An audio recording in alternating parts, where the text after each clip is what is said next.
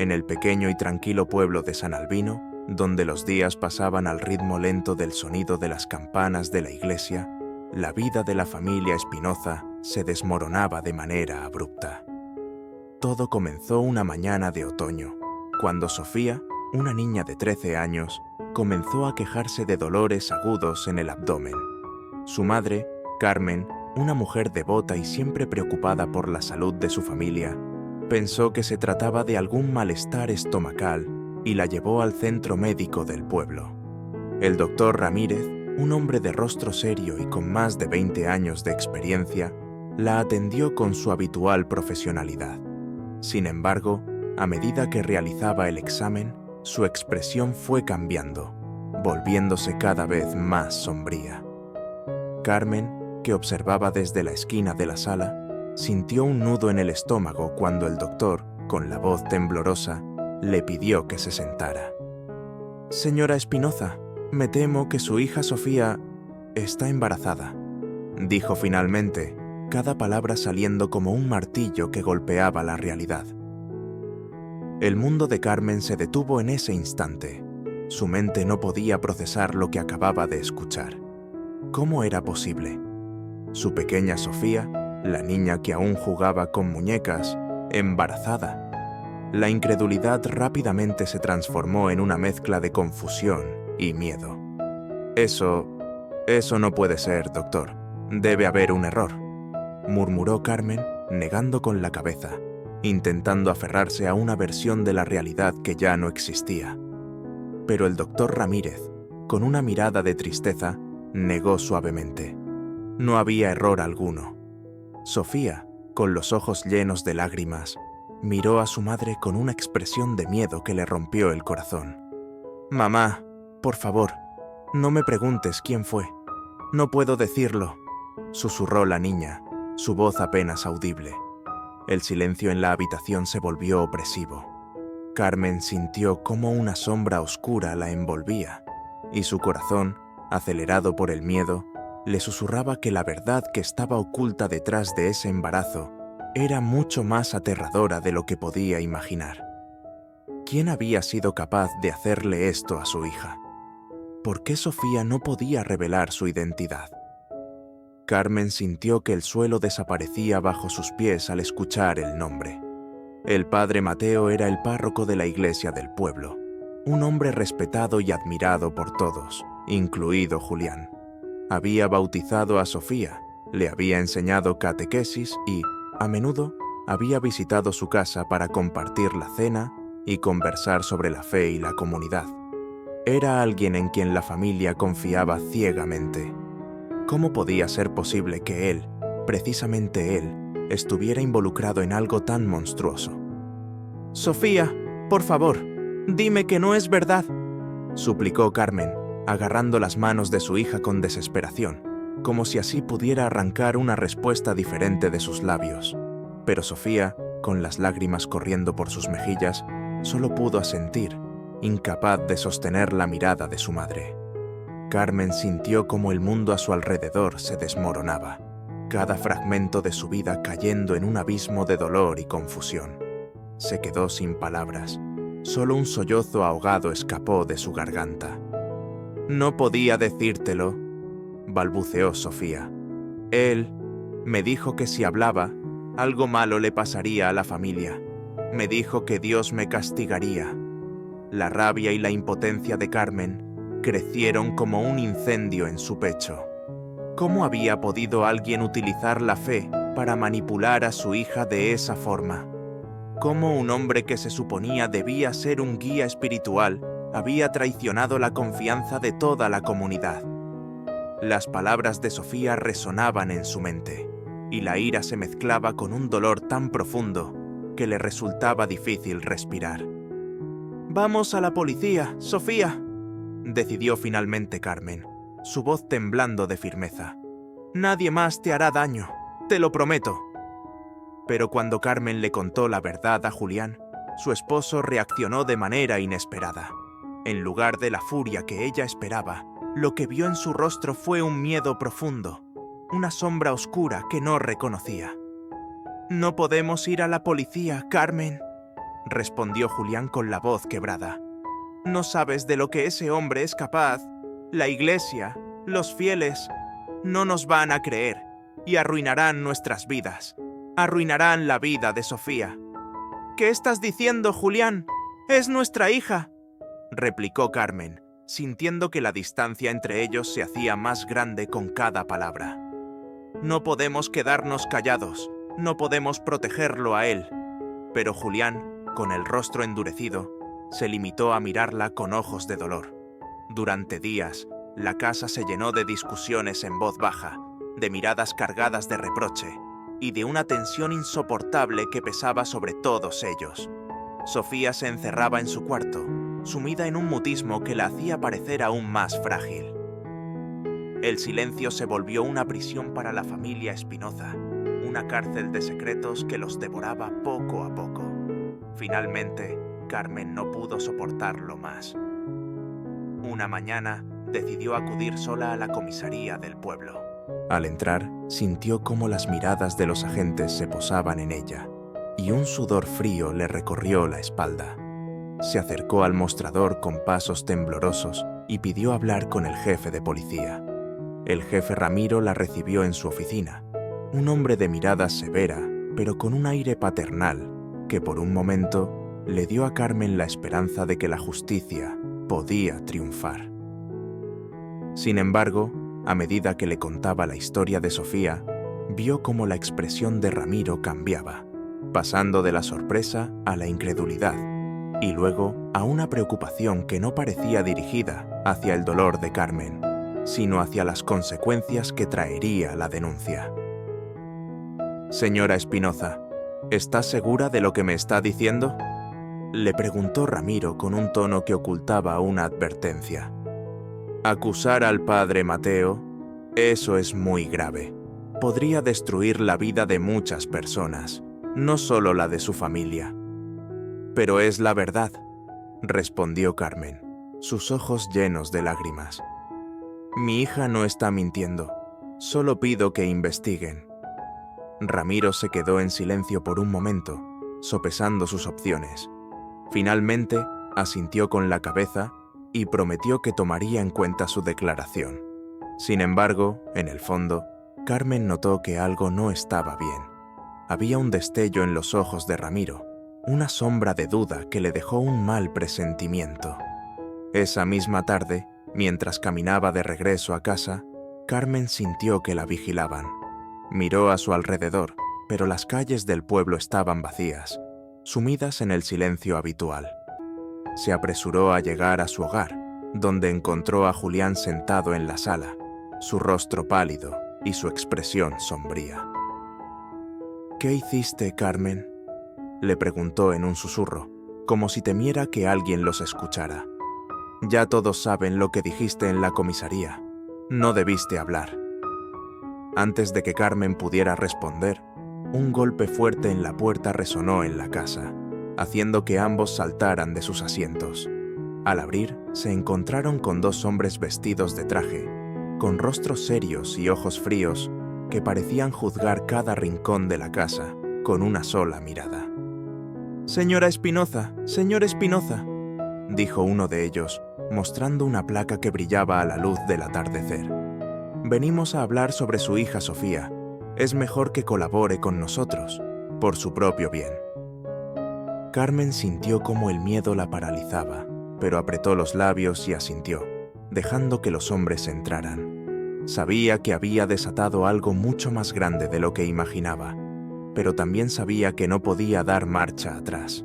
La verdad ya estaba allí, amenazando con destruirlo todo, y la única forma de enfrentarse a ella era seguir adelante, sin importar el precio.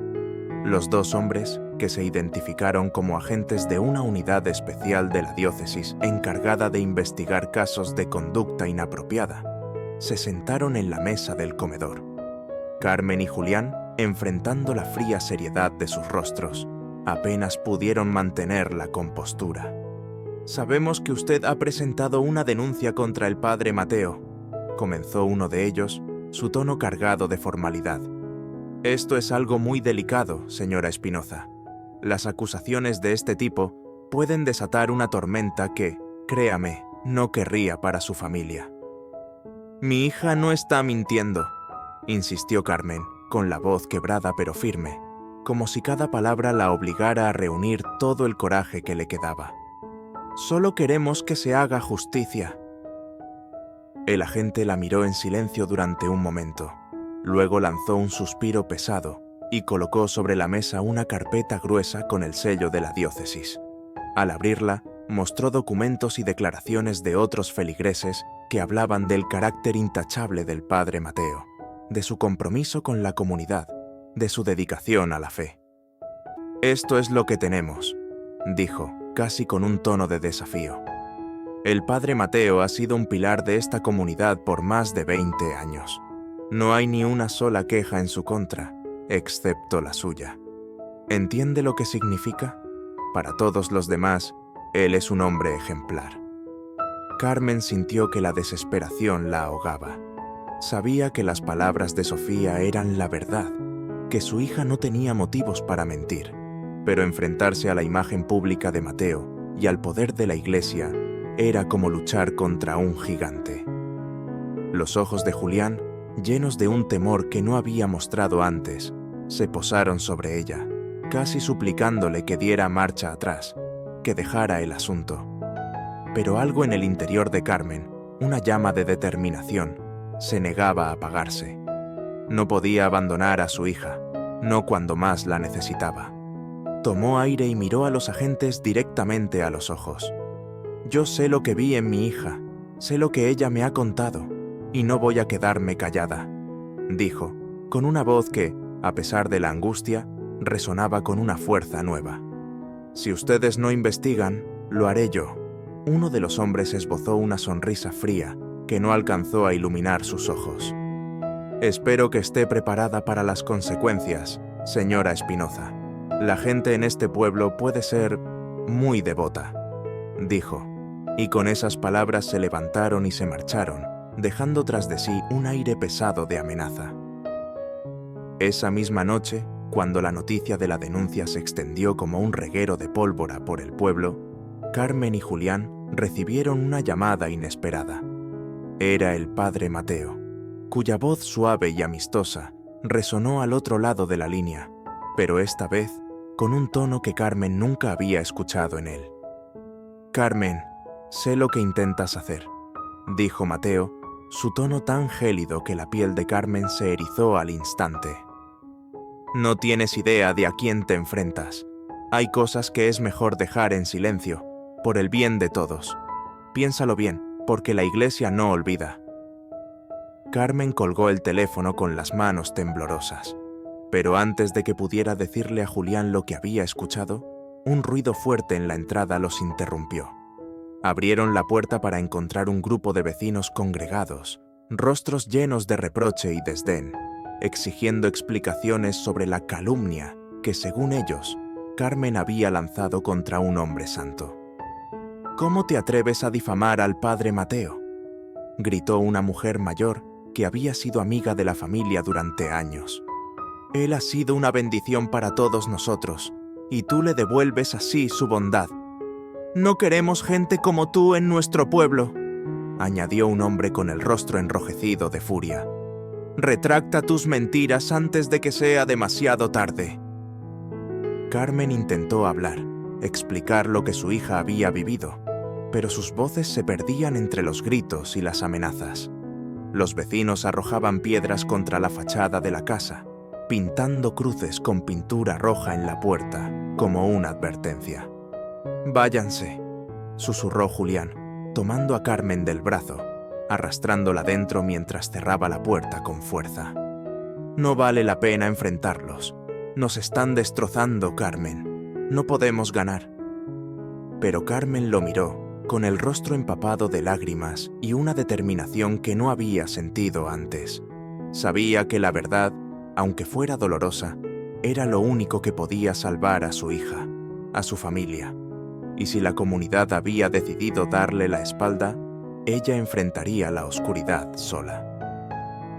Pasaron semanas durante las cuales la familia Espinoza vivió en una especie de exilio autoimpuesto, aislados del resto del pueblo, con ventanas rotas y cartas de amenazas que llegaban todos los días.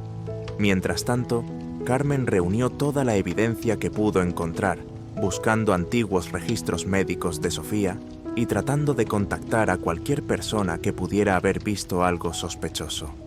Pero la mayoría de las puertas se cerraban antes de que pudiera siquiera explicar su situación. Una noche, cuando el cansancio ya la vencía y sentía que sus esfuerzos eran inútiles, recibió una llamada de un número desconocido. Al contestar, escuchó una voz que hablaba en un susurro, casi temerosa. «Señora Espinoza, soy Clara. Trabajo en la parroquia. Necesito hablar con usted. No puedo decirle mucho, pero hay algo que debe saber sobre el padre Mateo. Reúnase conmigo mañana a medianoche, en la iglesia vieja, donde nadie nos verá». Carmen colgó el teléfono, su corazón latiendo desbocado. Era la primera señal de que no estaba sola en esta lucha, pero también sabía que era un riesgo. Si la persona que llamaba era sincera, podría ser la clave para exponer la verdad. Si no lo era, podría tratarse de una trampa. Esa noche apenas durmió y al día siguiente, cuando las sombras de la noche cubrieron el pueblo, se dirigió a la iglesia abandonada que quedaba al final de un camino de tierra. Las viejas paredes de piedra se alzaban como un esqueleto, y la brisa fría silbaba entre las grietas, haciendo que cada rincón pareciera ocultar un secreto. Carmen esperaba con los nervios de punta, sintiendo cada ruido como una amenaza. Cuando por fin escuchó pasos acercándose, su cuerpo se tensó. De las sombras emergió Clara, una mujer de rostro pálido y ojos hundidos, con el miedo reflejado en cada gesto. «Gracias por venir», susurró Clara, mirando a su alrededor como si temiera que alguien las espiara. «No tengo mucho tiempo. Mateo no es quien dice ser. Yo he visto cosas terribles. Sé que tu hija no miente, pero si ellos se enteran de que estoy aquí, me matarán». Las palabras de Clara hicieron que un escalofrío recorriera la espalda de Carmen. La verdad era mucho más oscura de lo que había imaginado, y ahora, al fin, tenía a alguien dispuesto a ayudarla a destapar los secretos que el pueblo había decidido ignorar. Pero también entendió que el peligro era real y que lo que estaba por venir podría cambiar sus vidas para siempre. Carmen sintió que la piel se le erizaba con las palabras de Clara, como si un viento helado recorriera la iglesia abandonada. Clara se movía con inquietud, mirando hacia la entrada cada pocos segundos, como si esperara que alguien apareciera de las sombras para atraparla.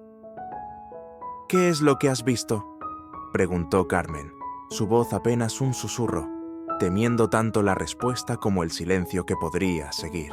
Clara tragó saliva y se acercó más a Carmen, tan cerca que podía ver el terror reflejado en sus ojos. Sacó un pequeño sobre de su bolso y lo puso en las manos de Carmen, quien sintió el peso de algo frío y metálico en su interior. «¿Fotos, documentos?», explicó Clara, su voz quebrada. «Todo lo que pude sacar de la oficina del padre Mateo sin que se diera cuenta. Lo he estado guardando durante meses, pero si me descubren, estoy muerta. Tienes que hacerlo público, antes de que sea demasiado tarde. Y ten cuidado, no sabes quiénes están de su lado». Antes de que Carmen pudiera decir algo más, Clara giró sobre sus talones y salió corriendo de la iglesia, dejándola sola en la penumbra. Carmen apretó el sobre contra su pecho, sintiendo cómo su corazón latía con fuerza desbocada. Sabía que en ese momento había cruzado un punto sin retorno. El contenido de ese sobre podría ser la llave para revelar la verdad, pero también podría condenarla. De regreso en casa, se encerró en su habitación y abrió el sobre con manos temblorosas. Dentro encontró varias fotografías borrosas, pero lo suficientemente claras como para reconocer a Sofía en la sacristía de la iglesia y a Mateo en una actitud que ninguna persona de fe debería tener. Junto a las fotos había cartas, algunas escritas a mano por Mateo, llenas de amenazas y advertencias para Clara, instándola a guardar silencio. «Esto es «Esto es real», murmuró Carmen para sí misma, sintiendo una mezcla de alivio y horror al darse cuenta de que finalmente tenía una prueba tangible.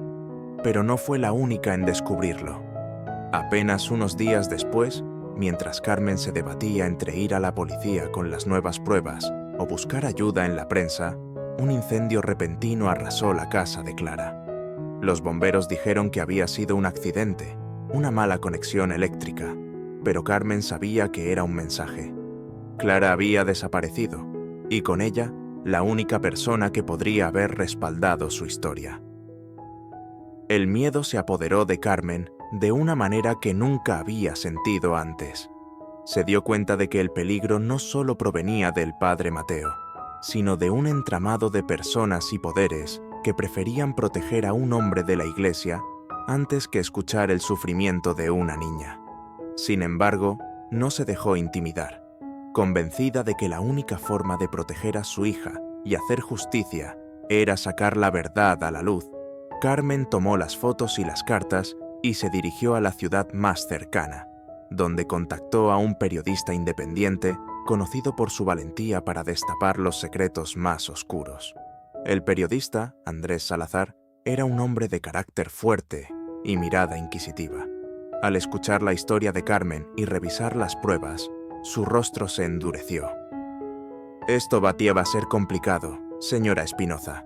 La Iglesia tiene mucha influencia, y en un pueblo como el suyo, eso lo es todo. Pero si decidimos hacer esto, no habrá vuelta atrás. Ellos no se quedarán de brazos cruzados», advirtió Andrés, mientras organizaba las pruebas sobre su mesa de trabajo. Carmen asintió con determinación, sintiendo que no había otra opción. «Haré lo que sea necesario para que la verdad salga a la luz. Ya no tengo nada que perder», afirmó, aunque una parte de ella temblaba ante la incertidumbre de lo que vendría. La publicación del artículo fue como una bomba en San Albino. Las fotos y las cartas, expuestas en el sitio web del periódico independiente, desataron una ola de indignación y sorpresa en la comunidad. Sin embargo, la reacción no fue la que Carmen esperaba. En lugar de recibir apoyo, muchos habitantes del pueblo se aferraron a su fe ciega en el padre Mateo, acusando a Carmen de mentirosa y de intentar destruir la reputación de un hombre santo. La Iglesia emitió un comunicado oficial, negando todas las acusaciones y condenando la difamación contra el padre Mateo. Las amenazas contra la familia Espinoza se intensificaron. Una noche encontraron una cruz de madera ardiendo en el jardín de su casa y las palabras «mentiroso» y «blasfemo» pintadas con spray en las paredes de su hogar. Julián, cada vez más abatido, comenzó a perder la esperanza, sintiendo que su familia estaba siendo destruida por una lucha que no podían ganar. Pero Carmen se mantenía firme, apoyada por Andrés y por un pequeño grupo de personas que, desde la ciudad, empezaban a organizar una campaña para exponer los abusos encubiertos por la Iglesia. Finalmente, lograron que un fiscal estatal tomara interés en el caso y se abriera una investigación formal. Las autoridades comenzaron a interrogar a otros miembros de la parroquia y poco a poco surgieron testimonios de otras víctimas que, como Sofía, habían guardado silencio durante años por miedo a las represalias. El padre Mateo, enfrentado a la posibilidad de un juicio, comenzó a mostrar su verdadera naturaleza. Dejó de lado su máscara de piedad y, en una entrevista que concedió para defenderse, lanzó ataques llenos de odio contra las familias que lo acusaban, insinuando que todo era una conspiración para manchar el nombre de la Iglesia. La comunidad de San Albino, dividida entre la lealtad a la Iglesia y la verdad que salía a la luz, se convirtió en un hervidero de tensiones. Las misas se llenaban de discursos inflamados, y las calles del pueblo se transformaron en un escenario de enfrentamientos entre los que defendían a Mateo y los que pedían justicia para Sofía. El día del juicio, Carmen, Julián y Sofía se presentaron en el tribunal, acompañados por Andrés y por algunas de las víctimas que habían decidido hablar. La sala estaba llena de caras conocidas, muchas de ellas con miradas de reproche, pero también había algunos rostros que por primera vez mostraban comprensión y apoyo. Durante el juicio, la defensa del padre Mateo intentó desacreditar a Sofía y a las demás víctimas, alegando que todo era parte de un plan para destruir la reputación de la Iglesia. Pero las pruebas presentadas por Andrés y los testimonios de las víctimas lograron hacer tambalear esa versión. Las cartas de amenaza, las fotos y los registros médicos de Sofía pintaban una historia que no podía ser ignorada. Después de días de deliberaciones, el jurado finalmente emitió su veredicto: culpable. El padre Mateo fue condenado por abuso y manipulación de menores, y su caída fue tan abrupta como su ascenso había sido alto. La noticia recorrió todo el país, convirtiéndose en un ejemplo del poder que aún podían tener las voces que se alzaban contra la injusticia, aunque fuera en los lugares más pequeños y olvidados.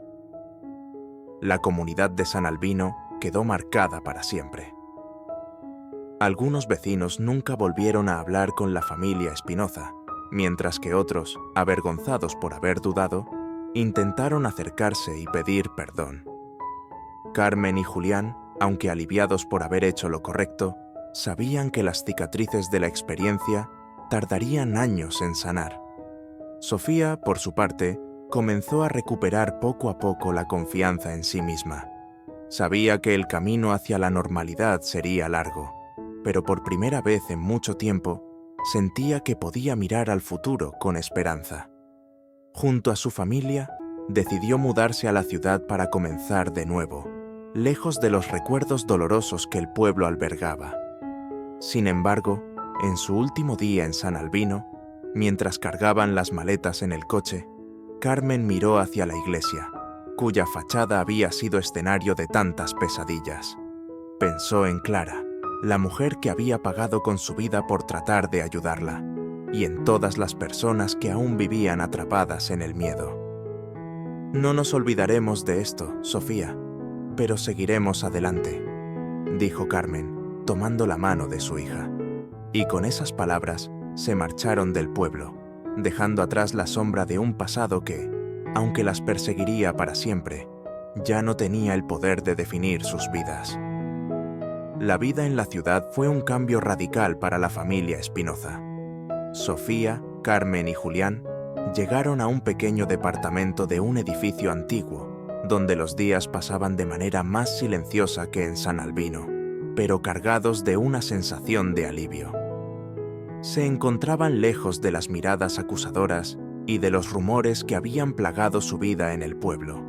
Sin embargo, cada miembro de la familia cargaba con sus propias cicatrices emocionales, y adaptarse a la nueva realidad no sería fácil. Sofía se inscribió en una nueva escuela, donde por primera vez en mucho tiempo nadie conocía su historia.